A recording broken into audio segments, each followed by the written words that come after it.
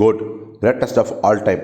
வெங்கட் பிரபு இயக்கத்தில் நம்ம தளபதி விஜய் அவர்கள் 3 வேடங்களில் நடிச்சிருக்க படம் தான் இது. அஜித்துக்கு எப்படி ஒரு மங்காத்தாவோ அது மாதிரி விஜய்க்கு ஒரு ஆல் டைம் பிளாக் பஸ்டர் படத்தை கொடுத்தே ஆகணும் அப்படின்னு வெங்கட் பிரபு அவர்கள் அப்படி ஒரு உழைப்பு போட்டிருக்காரு. ஆனாலும் கூட பார்த்தீங்கன்னா இந்த படத்தோட ஒவ்வொரு அப்டேட்டும் வரும்போது அது இந்த படத்தோட எதிர்பார்ப்பு வந்து கம்மியாகிட்டே வந்துச்சு. அது நமக்கே தெரியும். யுவன் சங்கர் ராஜாவோட அந்த ஃபஸ்ட்டு சிங்கிள், செகண்ட் சிங்கிள், ஏன் தேர்டு சிங்கிள் வரைக்கும் பார்த்தீங்கன்னா பயங்கரமாக வந்து ஏமாற்றத்தை கொடுத்துருக்கு. டியூன் கூட பரவாயில்ல, விஷுவலாக இந்த தேர்டு சிங்கிள் பார்த்தீங்கன்னா விஜயோட ஸ்டெப்ஸு வந்து எல்லாருக்கும் ஈர்க்கக்கூடியதாக இருக்கும். ஆனால் இதுவே வந்து பார்த்தீங்கன்னா ட்ரோல் மெட்டீரியலாக மாறிடுச்சு அப்படிங்கிற வருத்தம் எல்லாருக்குமே இருக்குது. ஆனால் இதை பற்றியெல்லாம் வெங்கட் பிரபுவோ விஜயோ கவலைப்பட்டதா தெரில. ஏன்னா அவங்க நம்புறது இந்த படத்தோட திரைக்கதையும் மேக்கிங்கும் வேறு லெவலில் வந்திருக்கு.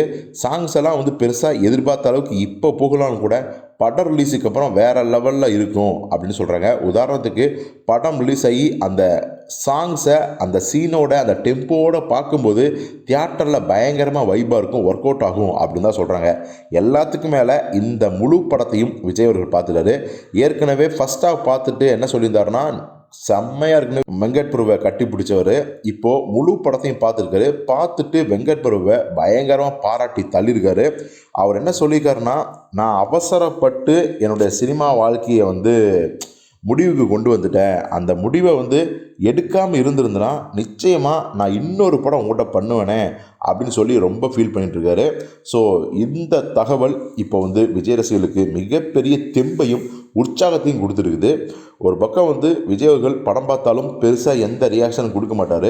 ஆனால் இந்த படத்தை பார்த்துட்டு அவரே சிலாகிச்சு போய் வெங்கட் பிரபுவோட இன்னொரு படம் பண்ணணும் அப்படின்னு நினைக்கிற அளவுக்கு ஃபீல் பண்ணுறாருன்னா படம் நிஜமாலுமே வேறு லெவல் தியேட்டர் எக்ஸ்பீரியன்ஸாக இருக்க போகுது அப்படிங்கிறத நம்மளால் புரிஞ்சிக்க முடியுது. ஸோ இந்த சாங்ஸு, நெகட்டிவ் ட்ரோல், இந்த மாதிரியான விஷயங்களை இந்த மாதிரியான ஒரு செய்தி அப்படியே அடித்து தூளாக்கிருச்சு அப்படின்னு தான் சொல்லணும். ஸோ யாரெல்லாம் விஜய் அவர்கள் இன்னொரு படம் வெங்கட் பிரபுவோட சேர்ந்து பண்ணணும் அப்படின்னு ஆசைப்பட்றீங்க, விஜய் அவர்கள் சொன்ன மாதிரி இந்த படம் அவ்வளவு அட்டகாசமான அற்புதமான ஒரு கமர்ஷியல் படமாக வந்திருக்கா இல்லையா அப்படிங்கிறத நம்ம செப்டம்பர் 5ஆம் தேதி முதல் நாள் முதல் காட்சியிலேயே நம்ம வந்து தெரிஞ்சுக்குவோம்.